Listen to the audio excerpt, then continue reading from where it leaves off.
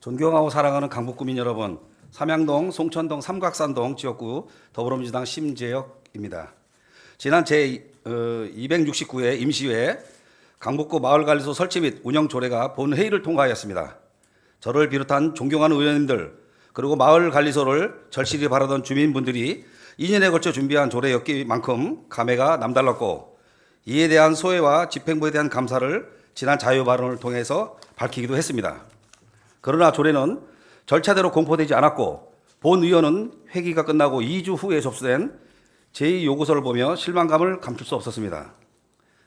제2요구서에 담긴 내용을 조례를 발의하기 이전부터 오랫동안 본 의원과 논의하며 오갔던 내용과 한 글자도 다른 것이 없었으나, 이 자리에서 집행부의 제2요구 사유에 다시 한번 하나씩 답변해 드리고자 합니다. 첫째, 마을관리소에서 수행하는 주민 편의 및 환경 개선은 자치구청장이 직접 실행하는 성격의 업무라고 하셨는데, 구에서만 할 수 있는 고유 업무가 아니고 국가, 서울시, 주민 누구나 필요에 따라 수행할 수 있는 것으로, 실제로 구청에서 모든 구민의 편의와 환경 개선을 위해 형평성 있는 지원을 하기 어렵기 때문에 최대한 많은 구민이 결과적 평등에 가까운 수혜를 받을 수 있도록 보완적인 수단이 필요한 것입니다. 두 번째, 각 해당 부서에서 이미 수행 중인 업무라고 보내주신 유사 중복 사업을 검토해 보았습니다. 주택가의 안전 집수리 사업은 지원 대상이 20년 이상 된 저축주택, 그것도 주택 성능 개선 구역 내에 반지하 주택 중 중위소득 70% 미만에만 해당될 뿐만 아니라 지원 대상 선정까지도 기간도 수개월 소요가 되기 때문에 실질적인 주민 편의를 위한 긴급 소규모 집수리에 적합하지 않습니다. 단적으로 작년 한 해 안심 집수리 현황만 보아도 접수된 175건 중 107건만이 선정되었고, 이는 이미 구민들의 수요를 한참이나 충족시키지 못하고 있음을 방증하는 데이터입니다. 모아주택 잘 아시다시피 이미 거주 중인 주택의 불편함을 개선하는 사업이 아니라 블록 단위의 주택 정비 사업입니다. 골목길 정비 제설 작업 역시 일정한 추진 계획을 갖고 있어도 올겨울처럼 눈이 갑자기 많이 오거나 하는 예외적인 경우에 도로관리과에서 절대 모든 동과 골목길을 적시에 자체적으로 감당할 수가 없습니다. 빌라관리소 사무소 역시 작년 처음으로 번 1동 일부 지역만 시범 운영되었고, 올해부터 확대된다 해도 먼저 운영되는 지역의 주민만 혜택을 누리게 된다는 것을 부인할 수 없을 것입니다. 빌라 주변 시설 유지관리가 아니라 일반 주택에서 발생하는 외부 계단, 위험한 사고 예방시설 설치, 방충망 설치, 노후 변기, 세면대 교체 같은 일상사고 방지를 위한 여건은 어떻게 개선할 겁니까? 그리고 관리사무소가 있는 아파트도 빌라 관리사무소가 있는 빌라도 아닌 저축 주거지 주택에 사는 취약계층은 어떻게 지원을 받아야 합니까? 세 번째, 향후 유사한 기능을 수행할 것이라고 하는 모아센터는 아시다시피 도시계획법상 도시재생 활성화 지역 내에서만 선정이 가능한 점을 고려할 때, 현재 모아센터 수립이 확정된 인수동 외에 추가 선정이 된다 하여도 수유동만이 대상이 해당이 됩니다. 따라서 도움이 필요한 곳에 골고루 지원이 가도록 할 수가 없습니다. 결정적으로 이런 유사 중복 사업이 많다고 해도 어떤 어르신들은 이런 복지제도의 존재조차 모르고 신청하는 것도 어려워하실 때가 많습니다.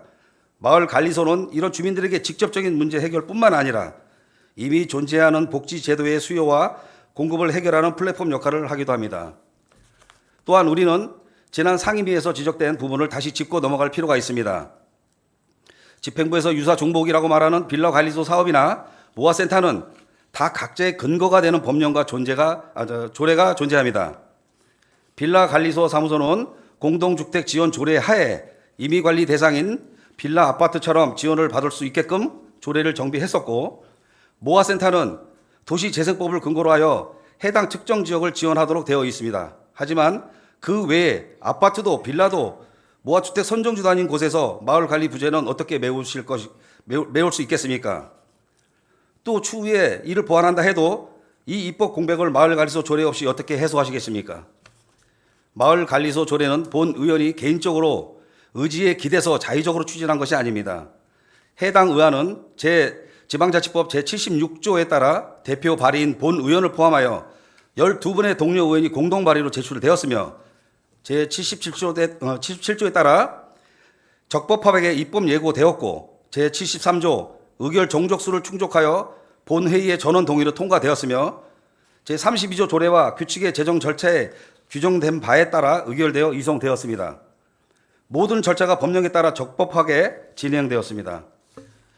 조례의 초석을 닦는 과정으로부터 집행부에서 유사 사업이 많다는 의견을 제시하기에 14개가 넘는 사업에 대하여 일일이 직접 조사하고 중복이 아닌 이유를 성실하게 설명을 해드렸고 업무 부서 지정을 요청했으나 조례안 협의 중에도 의원에게 그리고 의회에 통보도 없이 부서와 위원회를 변경되었음에도 순응하고 상임위를 기다렸습니다.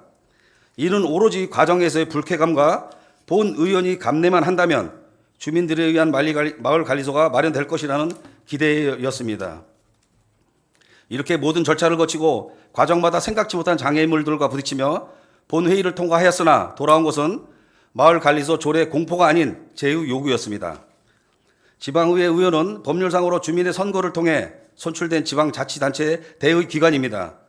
본 의원을 포함한 강북구 의원들은 강북 구민의 민심으로 지지받아 의회에 들어왔으며 주민의 의견을 수렴하여 민원을 해결하고 정책을 수립하는 기관임에도 이번 마을관리소 조례 발의에 대한 제의 요구를 하는 것은 꼭 강북 구민을 무시하는 처사로밖에 볼 수가 없습니다. 지난 몇 개월간 있었던 일련의 과정들이 본 의원에게는 상당히 무거운 모욕감을 들게 하였고 늘 구청 공무원들과 함께 협력하고 동료해가며 의정활동을 추진했던 날에 대한 회의감까지 들게 되었습니다. 그러나 이런 불쾌감까지도 제가 지역 주민들의 불편한 삶을 위해 지고 가야 할 몫이라고 생각합니다. 또다시 이렇게 지난하고 부당한 과정을 거치더라도 저는 끝까지 싸울 것이며 지금과 똑같이 주민들을 위해 앞장서겠습니다. 경청해 주셔서 감사합니다. 이상으로 자유발언 마치겠습니다.